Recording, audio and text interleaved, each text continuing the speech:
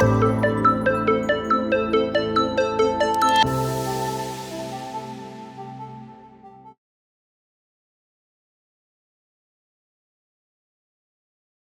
I'm Dr. Brian Koffman, a retired family doctor and a CLL patient myself, Executive Vice President and Chief Medical Officer of the nonprofit CLL Society.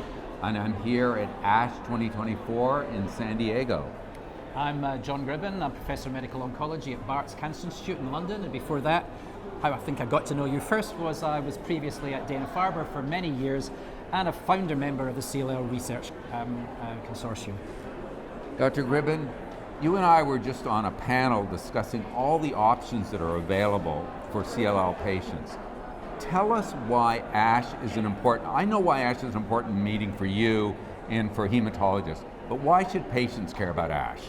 Well, patients should care about ASH for a number of reasons. We've just been talking about modern therapies, and we've been talking about all the advances and thinking about how we can sequence the therapies.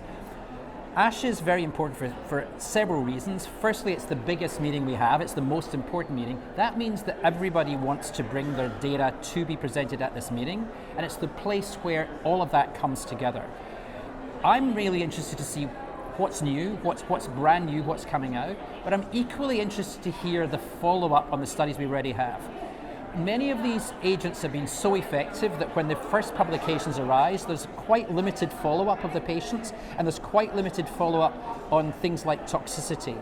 And each year we goes past, we start to see longer and longer data, and we see a constant update about what's the outcome for the patients, but equally, are there late emerging adverse events we need to think about? Should those factor into what we're thinking about? So those for me are the kind of important reasons that patients should care about ASH.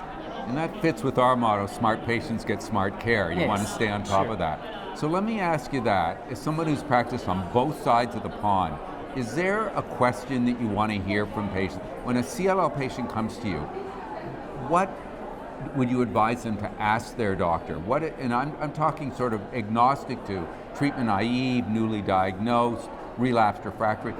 What's an important question or things that patients should be thinking about when they talk with their doc? Well, I think my experience with my patients is that the patients are interested in two things. What's going to be the outcome of that treatment? How long are they going to get in remission? But equally important, what's my quality of life going to be like on that treatment?